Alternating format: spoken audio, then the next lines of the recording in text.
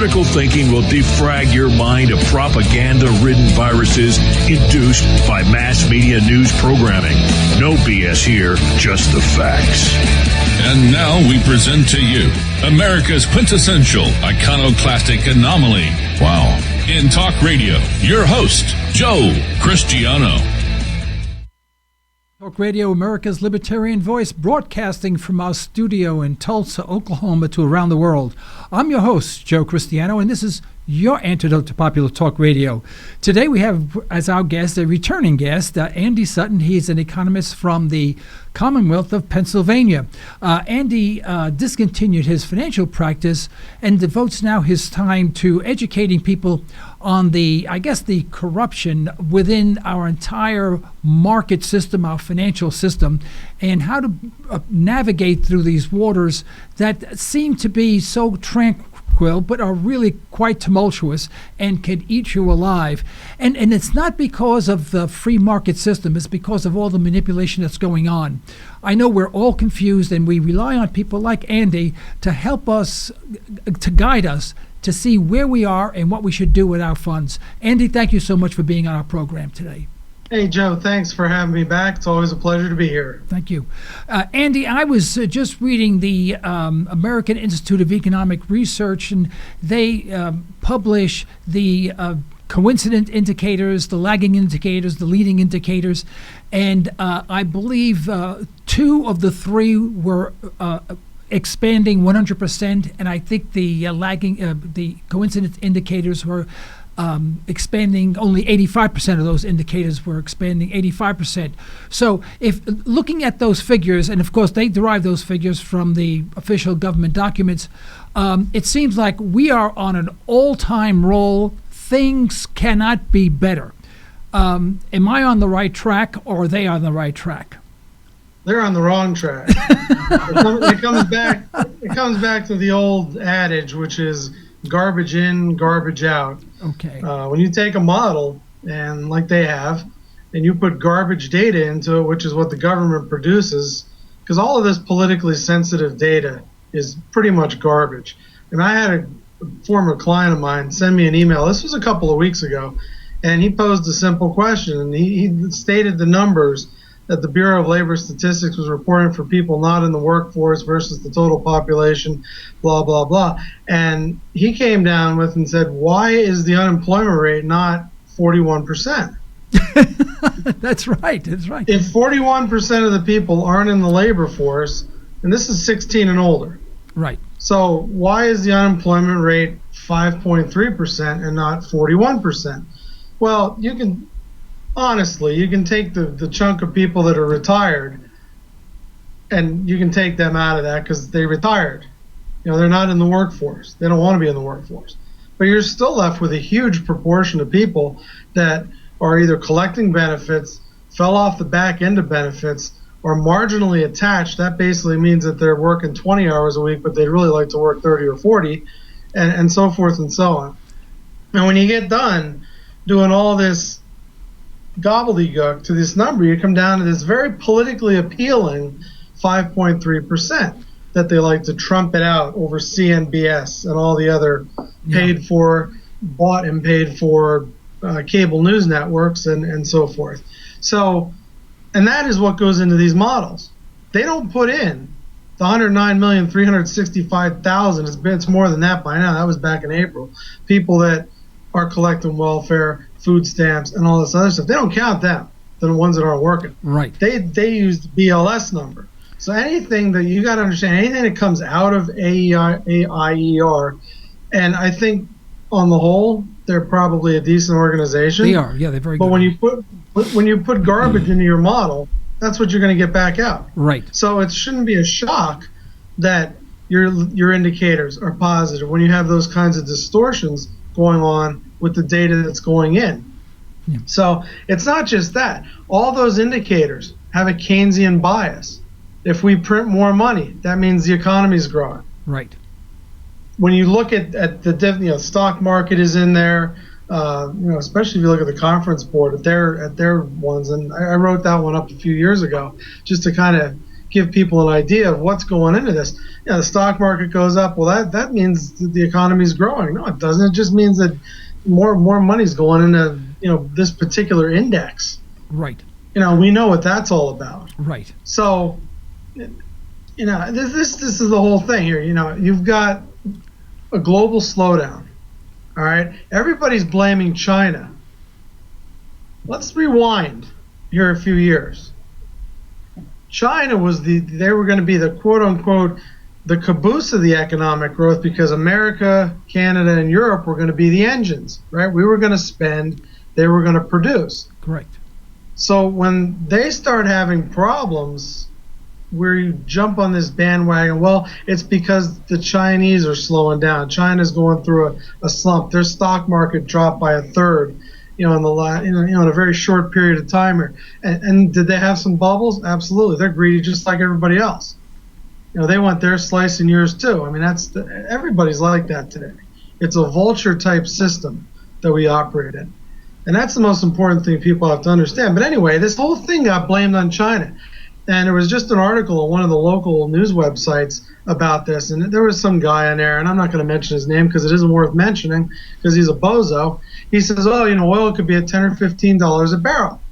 Okay, that may happen, but his whole argument was, well, this is going to happen because America has an oil boom. This nuclear deal with Iran is going to cause them to increase production, which is going to cause the Saudis to increase production to try to keep the Iranians out of the driver's seat.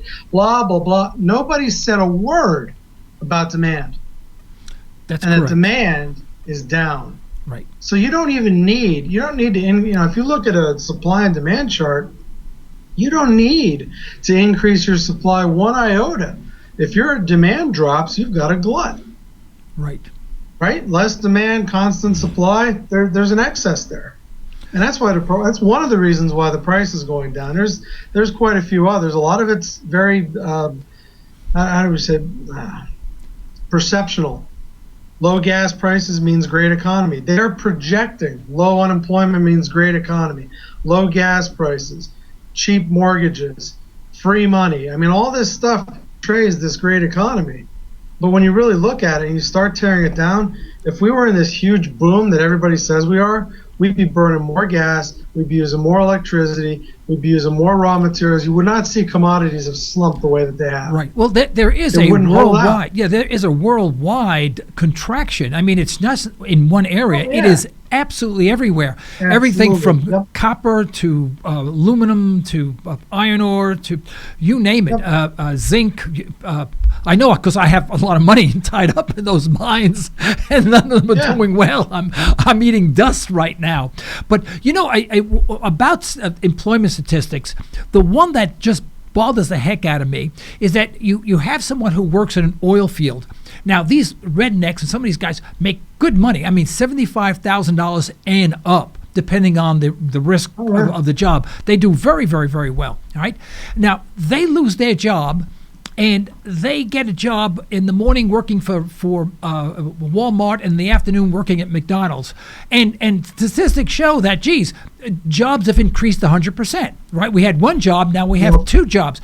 And yet the way I look at it is that since this person is grossly unemployed, making half the amount of money that he made in one job,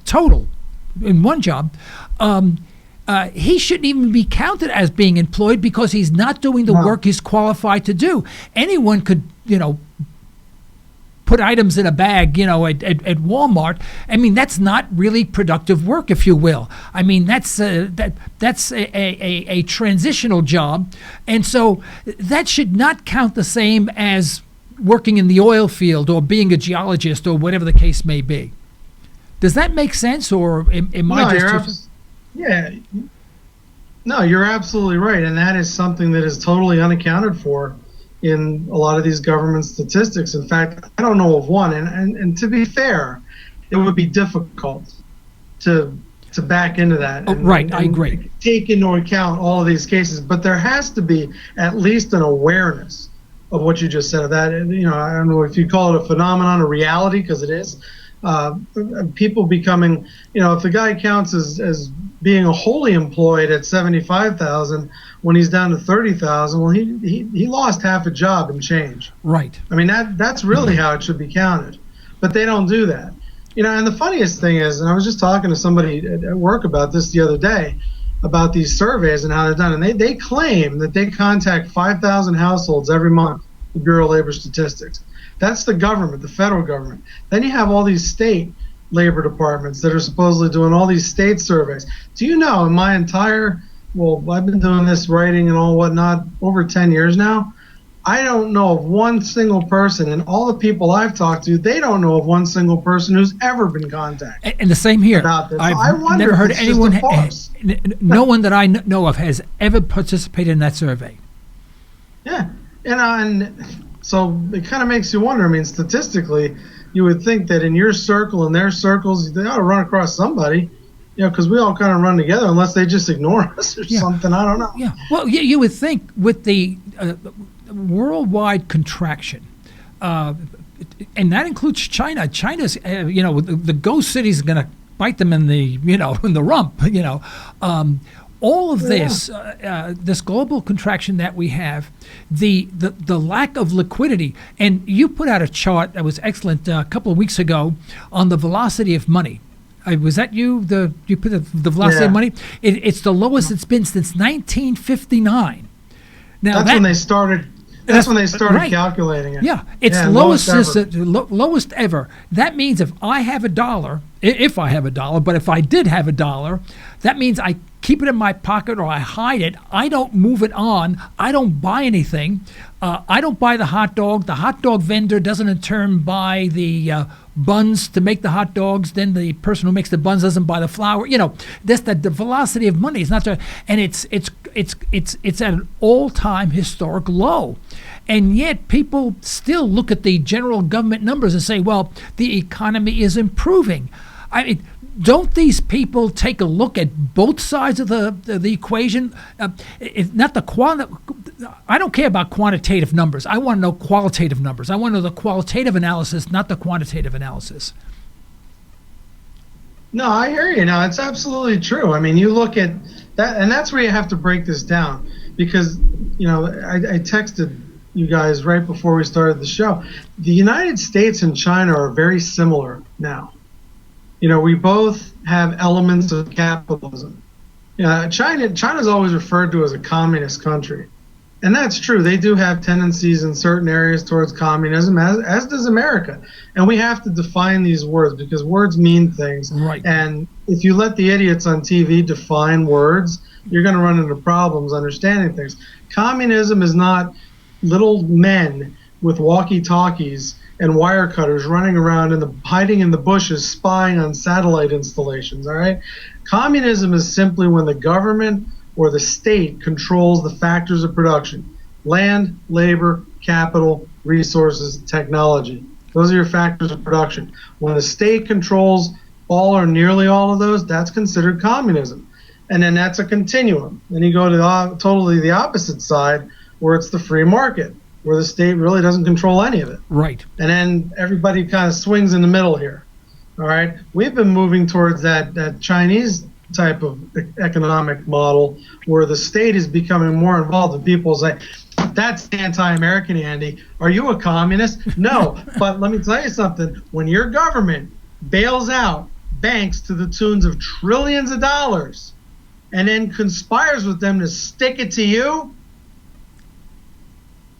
that's fascism. That's right. Yeah, that's fascism. Exactly. The marriage of the state and corporations. That's fascism.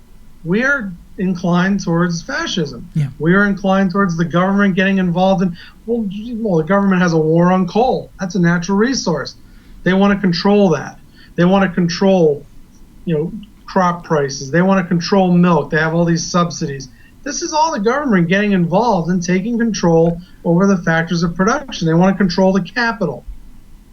labor. That's I mean, why just I go like right down the line. That's why I like Uber, because the Uber sort of breaks the mold, where a cab medallion now costs $1 million to get a cab medallion in New York. How ridiculous! Just to drive to transport someone maybe 4 or 5 blocks, you got to pay $1 million for a medallion, and you would think, if in a free enterprise society, people would be applauding that, and yet people are going, "Oh, isn't that terrible? It's putting all the cab drivers out of business." No, it's not. It's putting all the criminals out of business. It's taking away from the state, and it's giving money back to the people. And people have a very difficult time understanding that. I want to talk a little bit about China decoupling the yuan from the dollar. Now, some people, I hear a lot of mistalk about that, a lot of misinformation. Now, isn't that prior, when the yuan was coupled to the dollar and the United States needed to float bonds, the Chinese bought the bonds and basically propped up the dollar, kept the dollar relatively strong, and it kept the Ponzi scheme going. Could you explain to me and to our audience, now that the yuan is no longer pegged to the dollar, the Chinese have a less incentive to buy these bonds should the United States need to roll over their bonds and there's no one else to buy them, and they can say no thank you.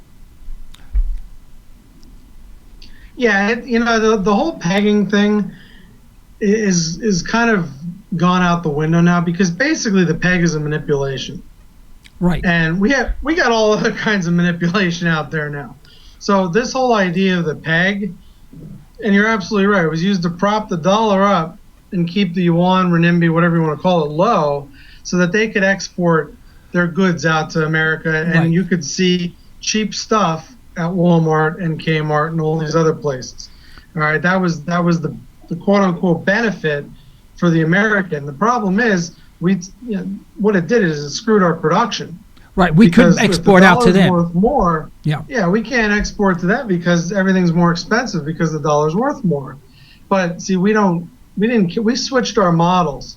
We went from producing to consuming, and that transition took place from like the late 70s, early 80s to like the latter to mid part of the 90s, with that whole globalization kick that started. We transitioned very slowly. We bankrupted multiple industries, handicapped many others, and basically said, you guys can go ahead and you can do all this, and we'll actually help you with your economic boom. But here's the catch. This is what we want in return. You need to buy these bonds. Right. Because we got to finance this stuff somehow. Right. We went into debt. Tricky Dick had to decouple from gold, but that wasn't Tricky Dick. I mean, it could have been, Slick Willie. It didn't matter who was in the White House. That was going to happen because we ran out. We couldn't settle our external debts in metals anymore, or real money. We had to start using phony paper garbage money. So that was the deal that was cut. We cut it with the Saudis, with the oil. We'll suppress American oil production. But in return, we'll give you basically monopoly pricing power in the oil marketplace at that time. In return, you're going to buy these bonds. Right.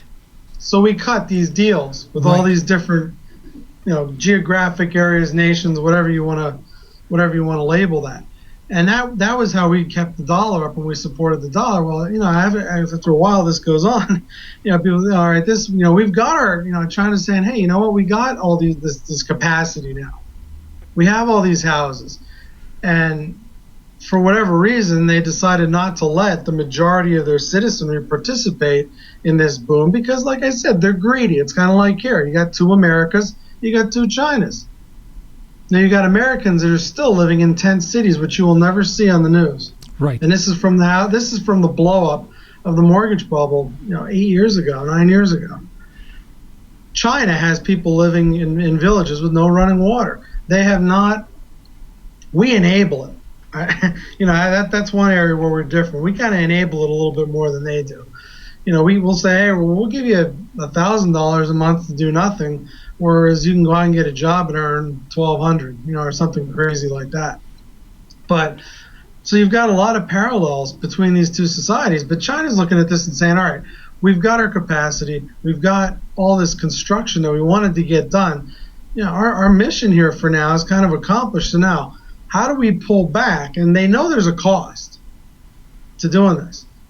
But they know that the cost is not going to be total. They're going to be left with all this infrastructure. Right. How do we decouple and get away from this with as little damage as possible? The problem that I think we're going to run into now is you have a banking syndicate, a Euro, Anglo, London, whatever you want to call it, between England and New York City, that has become pretty good at manipulating stuff. Right. They got busted for rigging the LIBOR. We know they've been rigging the gold and the silver market for years. Right. They're rigging all of these markets. They go right on television and admit it. They get caught.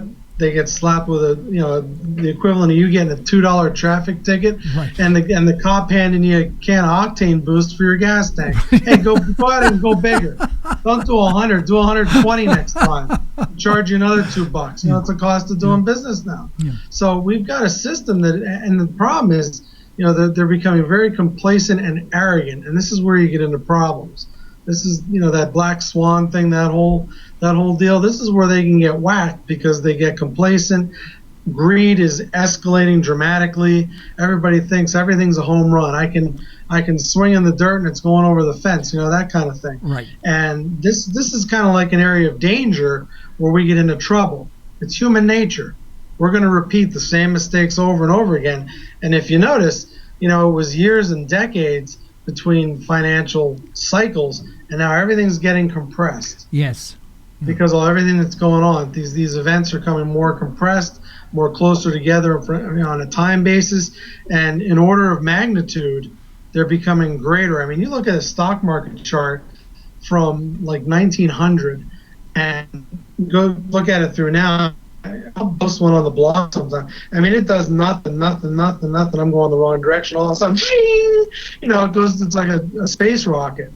And then it does a little dancing up, then it goes down, and it goes up even more. I mean, it's just crazy. It's compacted so much. So, like these currency moves, China has been working together with the rest of the BRICS to try to, get some kind of a gold-backed trade note going, something along those lines. I think their end strategy for this really is to get rid of the paper, or at least the total fiat paper altogether, and shut the dollar out. But then you got the United States and the Eurozone. I mean, their interest is in keeping this whole system going. So it's a giant tug of war, and get that pressure point right in the middle. Guess who sits on that pressure point? Mm-hmm. Take a look in the mirror. You do. I do. Everybody who's listening to this show, you're the one that's sitting on that pressure point, because when it pops, it's going to break right here. Right. The rest of the rope on either side is going to stay pretty much intact. I see. You're the one that's going to get shattered. Yeah. And that's where we all sit, and that's what we have to, and I'm not saying this to make people paranoid. Oh, the end of the world is coming. You hear this nonsense every fall, and I don't know. Hey, maybe this fall we'll have another 2008. I don't know. All the ingredients have been in the bowl every fall since 2008 for another one. What's the logic behind the rumor that we should go do away with all paper currency and have a total electronic currency? That's sort of like electronic dollars, if you will. That's even worse.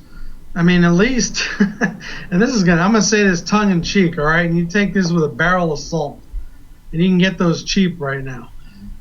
A paper currency is better than an electronic currency, because at least with paper you can hold it in your hand. Right. For as stupid and ridiculous as that sounds, I know. You can hold that $20 bill in your hand. When it's encrypted into your credit card or your driver's license or whatever kind of or your phone, I think they're already doing that, whatever kind of nonsense they cook up here, you're not holding it at all. Somebody makes a mistake, there's hacking going on constantly. Right. Big banks are getting hacked, and nobody's really talking about it too much. You can lose everything like that, and you have no claim to it. You have no claim. And the government has already made it clear that the banks can steal your money to make good on the bank's losses. What difference does it make is if they steal it or if somebody hacks it and all their records get destroyed and they say, well, hey, Joe, you had 125,000 Amaros yesterday, and this morning, guess what? You got none. What recourse do you have? Congratulations. They told that bonehead Corzine there, hey, it's all right. Steal $2.1 billion of customer money that was in segregated accounts. It's okay. You walk the street, no problem. Yeah. They stole it, right? And they didn't get in trouble. You think they're going to get in trouble for losing it? Well, really? With the Republicans running for office, I think it's almost comical because they all say the same thing. They all sound the same. And they keep on talking about making America great again. And what people don't want to understand is that at one time we were a manufacturing powerhouse. Now, there were a couple of reasons for that. Well, we were a young country at the turn of the century, 1900s. People came here to produce. They came here with talents, with the ability to produce things, everything from a laborer to to artisan, and the rest of the world wasn't producing all that much. But we had the ability because we had a free enterprise system. Then after the World War I and World War II, basically, most of the industrialized countries were destroyed. Their manufacturing capacity was destroyed. So I remember in the 1950s, we went through this planned obsolescence thing, because we said, well, don't make anything last, make it last for about 1 year. After 1 year, everything died. You bought anything electric, after 1 year, it died. You just threw it away. And they can get away with that because there was no one else to buy from. We were producing everything. And we keep on saying to these pundits, keep on saying to the candidates, repeat to the people that we want to be, this nation again. Well, you can't be this nation again because people overseas are now making what we can make it cheaper, make it better, and last longer. And so we have to stop this rhetoric, and we have to realize that we are, no matter how we like, whether we like it or not, we are in fact a global economy. We're not the only country that is producing because all of the other countries were wiped out because of World War I and World War II.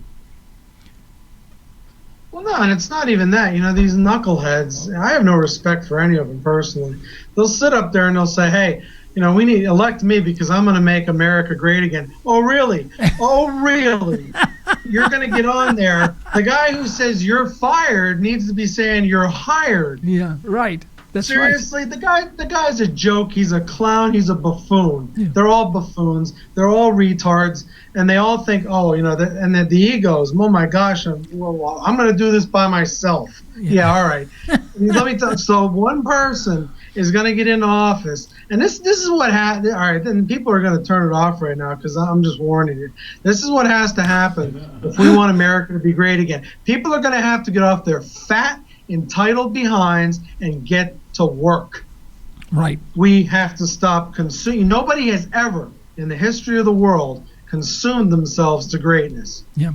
Everybody who's been great has produced themselves to greatness. We want to sit, watch football, watch cars go around in circles, watch guys hit little balls with sticks, and eat and drink and be merry and just expect ourselves to be great because we think it's a birthright. People, wake up. I was speaking with a young person yesterday, and they were telling me about the programs that they were on because they were ill and they had, a single mom and whatever, a young gal. And she laid out the programs, and she went on with one program after another program, after another program, after another program, and I believe it. I got to the point where I say, "You've got to be making this up." I thought I knew all the programs. I thought she was making these things up, and then she says, "Well, since I only get so much on this one, then there's a supplement program to this program where I get this, and then the rent is paid." And she went up. She could have written a book on what she receives from the state. Now, there is, the old saying, don't feed the bears. There's a reason for that. That's right. You feed the bears and they eat you, The bears keep showing up. They don't go out and do what they normally do. They just come back to be fed again. And I kept on thinking, we're feeding. That's what I thought. And very nice gal, by the way. I'm not casting dispersion. She was a very, very nice gal. She got stuck in a very, very bad position, But I just I couldn't keep up. And if I hoped to, I couldn't memorize all the programs that she was on, how they interrelated. Then she had then she had supplements to the food stamps, and it went on and on. And there's no way that she can now, if she went back to school or even got a decent job, make what she's making now. There's no possible way for her ever to get off of these programs. That's the whole point. That's the whole point of these programs. When you talk about the drift away from free market capitalism to socialism, that's one of the key planks right there is dependence. Getting people inculcated early with this idea that you must be dependent on the government. The state is the answer to all your problems. The state will be the all things to all people. And I run into people constantly, as a pre-hospital care provider. People will tell you anything and everything, when they think that, they're going to die or something bad has happened or something along those lines. And I'm very careful not to take advantage of that kind of a situation, but just listen to what people will tell you about what is going on. I hear that same story that you're talking about at least 4 or 5 times a week. Yeah. And I know other people in other areas, and it's the same everywhere. And that's the two Americas that I was talking about. You hear people, living in the cities or whatever, and they're making great money, and things are great for them.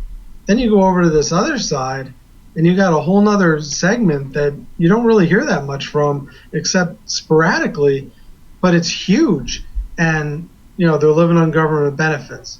They're not living on government benefits. They're trying to get on them. They're, malnourished, this, that, the whole other thing. And honestly, a lot of them, frankly, it's their own fault. They chose this path. Their mother was on this path. They were taught that it was a career option. You will get old. You will get 16, 18 years old. You will get pregnant, and the state will give you money for having this baby. And then when you get that one, and then you have another, and so forth, and you keep doing this, and the state will just keep giving you more and more money until you have 4 or 5 kids, and then you don't have to work. I've had people tell me that.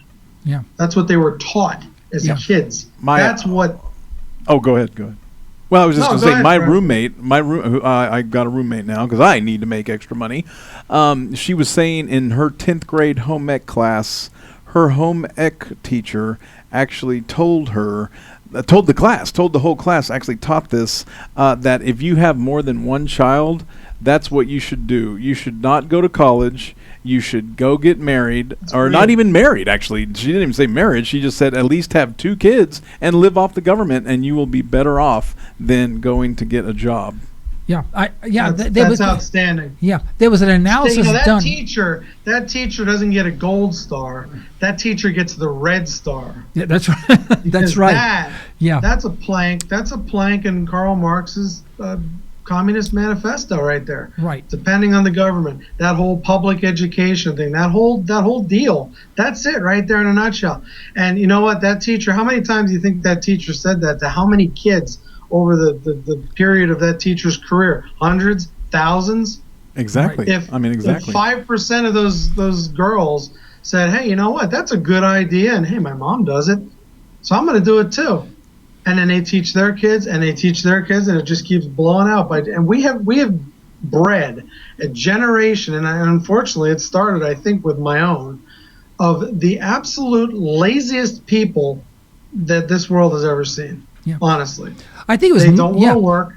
Yeah. They want all their toys. They want it for free, and they want it right now. Yeah, I think it was Neil Bortz a few years ago did an analysis of a single parent, female single parent with I think 2 or 3 children. I'm not sure, and they did an entire analysis, spent a whole show or 2 on it, and determined that in order for the person, if the person went off of all of the supplemental programs, this person would have to gross, I think it was $65,000 a year, which would be virtually impossible for someone who is only semi-skilled and doesn't have a lot of work experience and, whatever.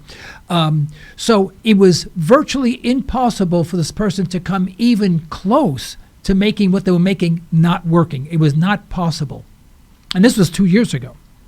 3 years ago. We had a similar study done. There was an excellent candidate for governor here in Pennsylvania, and then the United States Senate. Really a true conservative gentleman by the name of Sam Rohr, just an awesome gentleman, and very smart businessman, successful. Gave it all up because he wanted to try to do public service, like it used to be done. Hey, you give up your job, you go represent for, 2 years or whatever it is in the legislature, and then you go back to work. And not this, I'm going to stick my head in the big trough and become a rich guy, obvious hog down there on K Street or whatever it is. Well, anyway, I'm sorry. I get excited. You know this.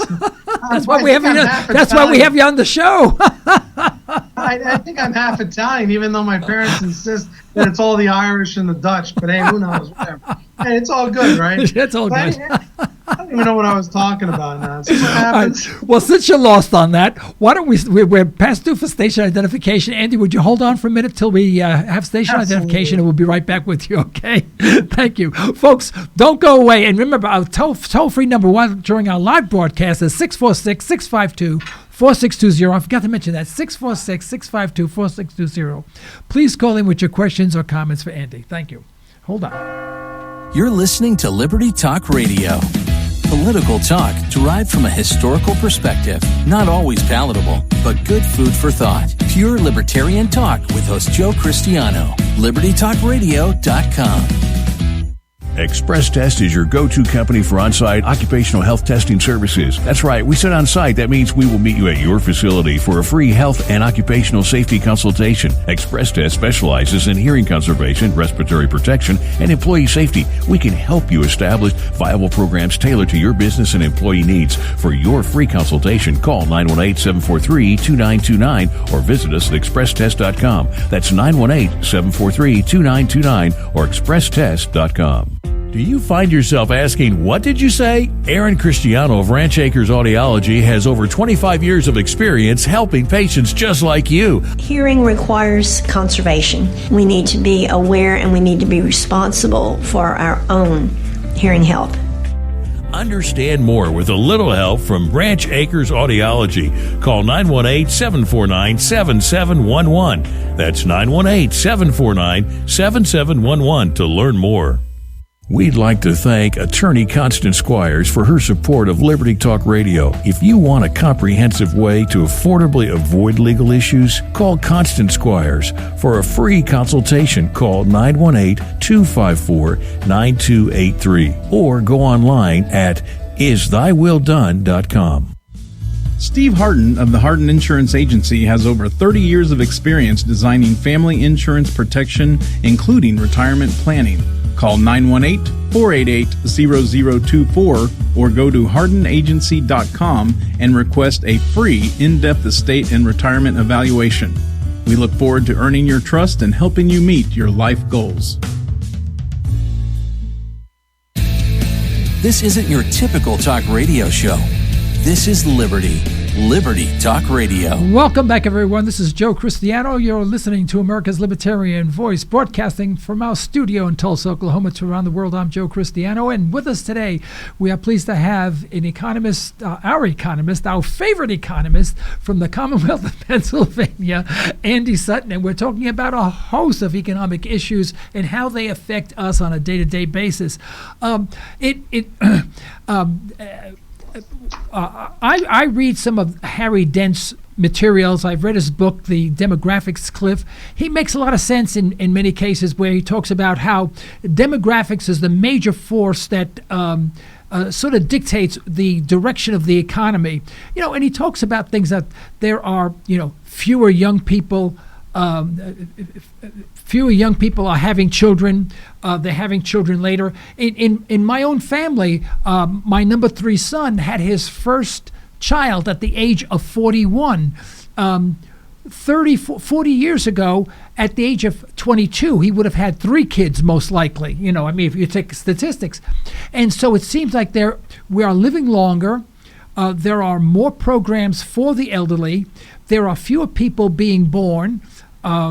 Those that are being born are having fewer children. Their job opportunities are limited, but yet we're relying on them to finance all of these programs that the government has initiated, which has raised the cost of healthcare, raised the cost of everything because the government put its 2 cents in it. And there seems to be such an imbalance. How does this correct itself? I mean, it's got to correct itself, and when it does, it's got to be devastating. Well, this is the whole thing, and I finally remembered what I was ranting about before we got crazy there. You talked about the $65,000 gross that was done. That gentleman, Sam Moore, when he was running for the Senate, the U.S. Senate seat back here in 2012, a similar study was done. It was $52,000 a year if in the state of Pennsylvania. That's the amount of government benefits that you can collect, and a lot of those aren't taxed. That's so correct. When you talk about having to go out and get a job, yeah, you're looking at $65,000 somewhere in that ballpark that you're going to have to earn to get off the sofa. Now, how much over that is it going to take to motivate one to get off the sofa, proverbially speaking? Right. It's not going to be I'm not going to work just to break even. They're going to want more. You're going to need right. 70, 75, 80,000. What are the practicalities of that? When you consider that a lot of these people barely, they have high school educations, GEDs, maybe a little community college, something like that. Generally, what the government would consider to be unskilled workers. It's not going to happen. And this is the whole point of this. And you mentioned a great point with the demographics. People are living longer, and you've got fewer at the bottom, more at the top. You look at all these pension programs, they all face the same demographic cliff that the government and this country faces. We've got all these people at the top, and they're going to retire out and collect big, and you got these people that are coming in at the bottom, not as many even, and they're going to pay for all this somehow? They need the stock market to go up unrealistically every single year. Right. You look at 2015, that's a dud so far. Right. So all of these things are just like, that's what I was talking about, that center of the rope where the whole thing comes apart. That's all that stuff is sitting right there. All right. I'm going to ask you to speculate for a second. I know this is a very unfair question, but many economists feel that, and financial analysts feel that we never really hit bottom in 2008. That the government came in and prevented the economy to correct itself, similar to what it did back in 1919, during the real severe depression of 1920, that very few people know about because at that time Calvin Coolidge cut government spending by 50% and told industry, said, you got a problem, solve it, call me when you have it fixed. And in 18 months, we had a thriving economy, and the whole system fixed itself. Now, we didn't do that. We papered over it, and there's many who feel that we haven't had the crash of 2008 yet. But because we delayed it, and because we pumped 4, 5, 6 trillion, and no one really knows how much really has been pumped in, somewhere between $4 and $5 trillion pumped into the system to ameliorate the situation, that we're still going to have that crash. But when it occurs, it's going to be infinitely worse. Well, then the question is, if it is worse and the government can't repeat what it did before to ameliorate the situation, and we're in a worse financial condition, financially, on an individual basis, what is the United States going to look like? First of all, to answer that question, I would side with all of the economists that had said that we never bottomed in 08. We didn't even get close. Right. Like you said, that whole thing was, we were starting to go. And instead of saying what Coolidge said, hey, you know what, I'm going to cut government spending or at least keep it the same. And you guys call me when you have your banking problems fixed. Morgan Stanley, Citigroup, JP Morgan, Goldman Sachs, like we couldn't exist without you. Go hire a good bankruptcy lawyer You brought this on yourself. Call me when it's fixed, or don't call me at all. If we would have done that, there would have been pain. There would have been a lot of pain, Right. a lot of jobs lost, a lot of money lost, a lot of purging. We binged, then you purge. We Right. never purged. Right. We kind of like half purged. We never belched. really got. Yeah, we belched. We didn't get it going. You know what I mean? We didn't get the poison. Yeah. The poison of all those excesses is still in our belly, and it's still causing problems. We still haven't gotten rid of it, and that's what needs to happen. We need to get rid of it. But instead, the U.S. government, in the infinite wisdom of the totally, opposite ways of thinking, two-party system, decided, well, one side of the horse is behind, we'll bail it out, and then the other side will come in and just keep bailing on out as long as it's needed until the problem goes away, which is basically until next year when there's another farce of an election and we get to make the choice again between the firing squad and the electric chair. Well, what it's going to happen? Added to that, China will probably not buy our bonds as they did before. I mean, that's an added ingredient to it. Yeah. See, that's a non-issue anymore. The Federal Reserve is the buyer of last resort. The Federal Reserve is not government; it's a private corporation. By it buying our bonds, the Federal Reserve is taking over the United States of America. Right. Because the United States of America owes that bank oodles and oodles and oodles of money, just like it does China.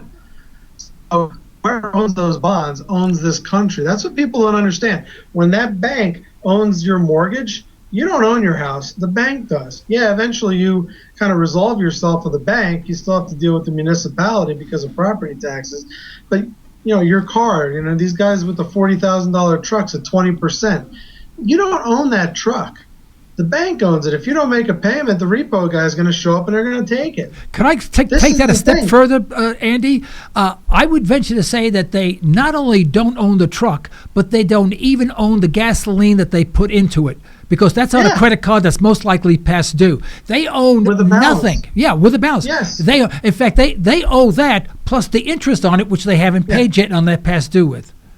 Yeah, the interest on the gas. Yeah, it's ridiculous. So people ask me, they say, well, where should I put my money? I said, well, you're asking the wrong person, because I ask that question every day when I get up in the morning. But it would seem by having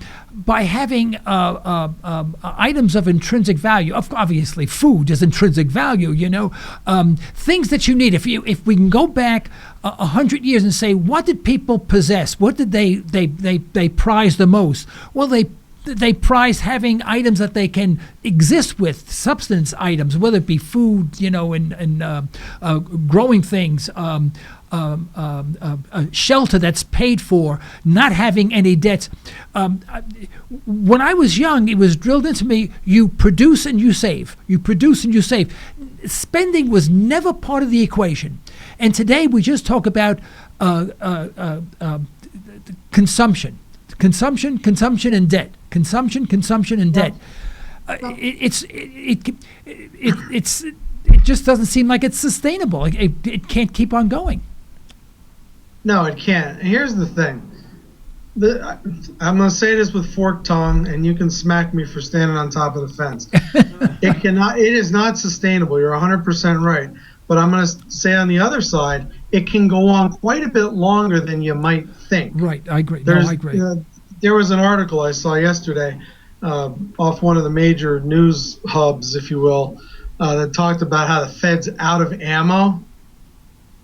There's more schemes that can be cooked up to prolong this thing. So don't get yourself into this idea that, hey, we could have a black swan event tomorrow afternoon and the whole house of cards could blow over. Absent that, we could easily have another 2008, because let me tell you something. There was a bunch of people that really got rich in 2008, and they've been totally empowered now by the government to go and do that same thing to basically the little people at the center of this thing all over again. Right. So that could very easily happen. That's the financial side of it. The stock market, the equities, the bonds, that kind of stuff. The economics of it is definitely not sustainable. When it comes down, it is going to hurt, and it's going to hurt a lot. And I believe it'll hurt for a generation, a full generation. Yeah. Okay. At least. Yeah. That's how much damage we have done with the excess. Here is what I suggest for people that are of like mind and they say, Andy, I've got a stock account. I know it's going to get ripped off. Or I have a bank account. I could get bailed in. Right. You know, that could happen. Or it could just get inflated away. What should I do with it? And this is what I tell people. This may be a novel idea. It may not be. And if it isn't, well, hey, credit to whoever the first guy was who thought of it, or the first, whatever. Make it like a year plan, a 3-year plan, and then a 5-year plan. Tweak it to your situation. What am I going to need in the next year? I don't mean want. I'm not talking about phones and gizmos. I'm talking about what am I going to need to live for the next year, the next 3 years, and the next 5 years. This is after your debts are paid off, by the way. You shouldn't have any debt. All right? Debt is slavery. It's always been. It always will be. And that's what they're looking for. They're looking for debt slaves. Don't stand in line like the rest of these guys out here, because there's going to be plenty who are going to do it. You don't need to be one of them. Pay your debt off first, then this applies. All right, I still have what I feel is too much money. Am I going to need a roof on my house? Maybe I want to invest in, I have some land, so maybe I want to get some equipment or something like that might help me to produce my own food. I know, these are novel ideas. They require work. Right. If you're not inclined to work, don't even think about this stuff. Right. I need to have a way to produce food. I need to have a way to heat my house. Maybe I should get myself something that consumes something other than is delivered by a truck or comes through a wire. These are novel ideas. Like you said, you're going back 100 years. What did you need? Move those purchases up closer to the present. Do your research. Find high-quality items. You can find high-quality items. Learn how to take care of them. Learn how they work so you can repair them on your own. Get rid of this disposable mentality where, oh, this is no good anymore. It has a scratch. I'll just get rid of it and get another one. Learn how to fix things. Invest in tools so you can learn how to fix things. That's what I do. I mean, I grew up in my grandfather's garage. He was a mechanic. He owned his own garage. I was changing brake pads by the time I was like 6 years old. But that's what I was always taught. You get good tools, you take care of them, and you use them to fix stuff. My grandfather didn't run out and buy everything. If he couldn't find a part, he'd make it. He'd find a will and he'd make it. And that was what, and my father too. And that's what was instilled in me. And that's probably why most people think this guy's friggin' nuts. I go to Walmart. Right. What would you do if Walmart wasn't there? That's right. The Chinese could decide to get nasty.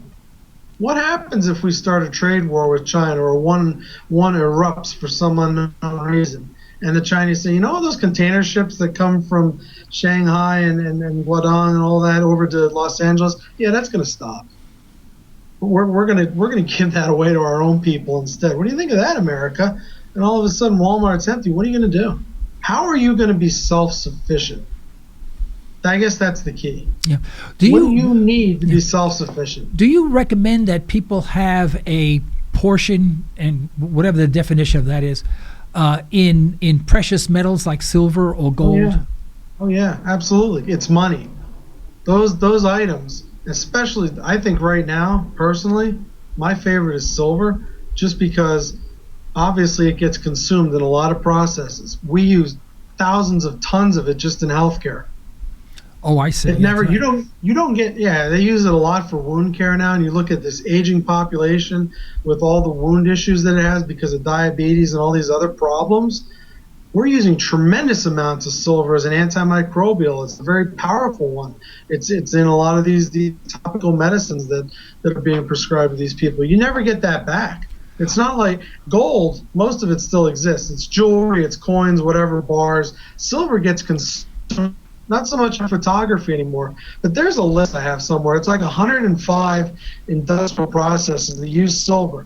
The big screen TV people might be watching this broadcast on has a couple ounces of silver. When that's done, where does it go? Yeah, you might do some eco-recycling or whatever. A lot of them end up in a landfill. Right. So unless we're going to start mining landfills and processing old big screen TVs, it gets used up. And it's incredibly cheap right now. And what my understanding is from some people I know who are geologists, there is maybe a half dozen years mine supply left at our current burn rate, unless somebody finds something big. Yeah. They'll get some from these cash from metal places and all that kind of stuff, but I think there's going to be a real shortage. Well, it is money. I mean, there's actually U.S. coin that's sold. Yeah, I may be speaking out of turn a little bit, but 10, 20 years ago, we had what they called a 10-year supply of above-ground silver. That means silver that had been mined but not used, and it was above ground, already mined, but it was in storage, and it was like the 10-year supply. Apparently today we have none. It comes out and it gets sucked into the system, and it's gone. It's gone. In fact, it's gone before it's mined. And mined altogether. It's pre-sold, and yet the price is very low, and I can never reconcile that. Well, if you want to know why the price is low, see, this is how the fiat sword cuts two ways. The first thing the fiat money does is it degrades your purchasing power. But even worse, and we talked about manipulation before, there was a period, and I don't follow this as closely as I should because I don't have the time. J.P. Morgan at one point, it was like a year and a half ago, they had an entire year's worth of mine supply shorted at one time. They take the fiat money and they use it with these paper financial instruments to drive the price down because we have to hide the inflation. We can't just let all that inflation out because that's going to burst the bubble. The low inflation, the 2.0% core crap CPI, goes along with the 5.3% unemployment. What was that other statistic we were talking about? GDP growth, all of these things. It's like a trifecta. Right. Prices, GDP, and unemployment. And gas prices, a quadrifecta. Sorry, we have to keep those things in that range. Otherwise, the perception blows, and people lose faith in the money. And once the faith is gone, guess what, boys and girls? All game's over. There's nothing back in that. You think the promise of some 2-bit cheap show, funny man on TV that calls himself a politician. I tell you what, and that's why none of these guys have a set big enough to call themselves statesmen. You know why? Because they aren't. They're men with no country. They're scumbags. They're bought and sold. Every last one of them. Both sides. Except for Donald Trump, of course. Of course. he's just a buffoon. He's a buffoon. Tell me, could you explain how does J.P. Morgan suppress the price of silver? I mean, if they sell it short, they've got to cover the short. So, I mean, at what point? How do they make money do that? How do they stay in business doing that constantly? I can never understand. They don't have to. This is the thing. They don't have to because they own the Fed. See, this is where you got to understand how this works. Those 12 banks own the Fed. So JP's job seems to be, evidently they're good at it, that's their core competency, is schlepping with the precious metals markets. So what they do is they take a bunch of money and they short futures contracts. Somebody opens them, somebody closes them. It might be with 2 units within the same company. It's hard to get a handle on it because so much of this you're not allowed to see. It's like a magic show. But they'll take that fiat money and they'll use it to short these metals. Yeah, but betting the price will go down in the future, right. Basically. Okay. Which what it does is when normal people see shorts piling into something, they say, "Ooh, something bad must be happening. I'm going to get out." They start selling, and the next thing you know, you got selling momentum. Right. That's how they. So they make money because the price goes down because everyone follows suit. Okay. All right. I understand that. Okay. And then what they do is periodically they'll cover. They'll buy a few contracts and they'll cover a little bit of their position. So if long term, if you can buy into the dips though on, for example, silver, I mean, and I don't mean just one point in time, but over 10 or 20 years, slowly, little by little, buy into the dips over a 20-year period, eventually you're going to come out a winner, eventually. Here's the thing. This is what you'll have that they won't have. You will have the metal. They can't print more silver. They're going to have a pile of paper. Yeah. If you take their silver away from them, They can't play their games. And this is kind of like the stop that they've been bouncing up against for the longest time. They call them commercial signal failures. They have all these sophisticated words. Oh, yeah. That basically means that the London Bullion Market Exchange, or the CME, can't come up with enough metal to fulfill deliveries when people say, you know what, I don't want to roll my contracts over like we were used to do. I want to take delivery. So what you can do in your own small way, and if everybody who's like-minded does this, we can end this charade really quick. As you get a couple of bucks, go buy some silver. Take the metal away from them. Right. Take it off the table. Bring it to yourself and hold on to it. It is money. A constitutional dollar, a legal U.S. dollar, is 371.25 grains of silver minted into some coin, some way, shape, or form. Yeah. It's still legal. It always will be money. Same. It's a little pricier. For most people, it's easier to buy a couple silver coins. Maybe get with 3 or 4 friends and split a half bag or a quarter bag of junks. You're getting 90% silver. And what's even better is that's recognizable. We go back 100 years. God help us if we do. That's going to be recognizable as actual money. We won't be using those old coins again. You mark my words. Yeah. The new ones aren't worth anything. Yeah.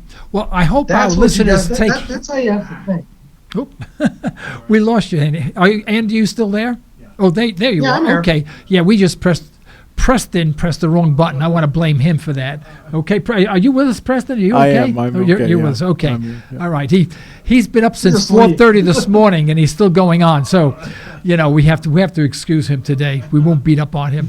Well, Andy, I think we've sailed through an entire hour already. I want to give the last minute to you to wrap up and tell our audience a little bit about yourself, or if where they can reach you, your newsletter and stuff like that.